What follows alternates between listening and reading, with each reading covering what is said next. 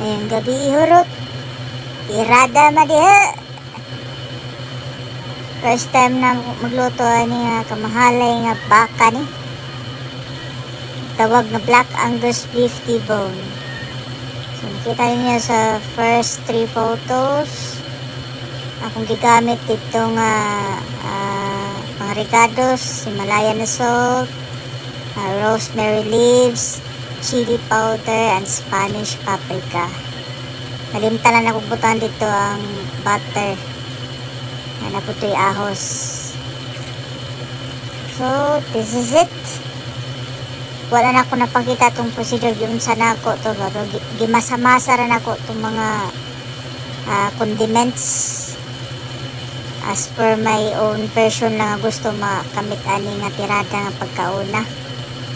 So diya gitira na ako sa skillet namo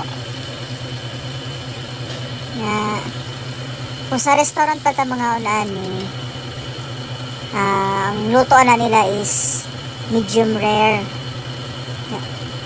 Ako gapong pares di man taon mihilig anang dugoon so makapila ka beses gid ako ning gibali-bali para gid maluto siya ulay dugo-dugo. Nanata ng juicy pero di gid makaya ng juicy nga dugo-dugo.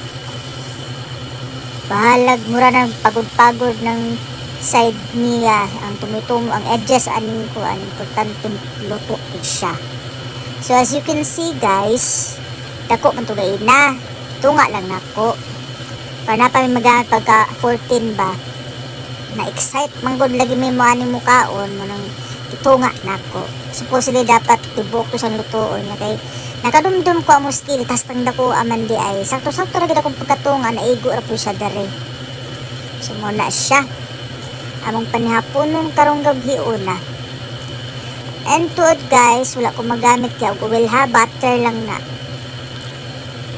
Sa nadangdang sa nabutang na nako na siya naman ko magipang butang ahos.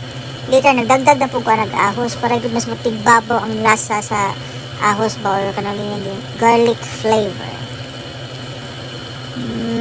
Estimated time sa pagluto na ko ani in high heat 10 minutes max I think.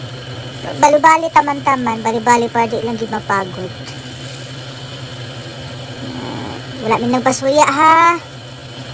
First time lang gid mo ni nga palito nga ni kamahalay nga baka.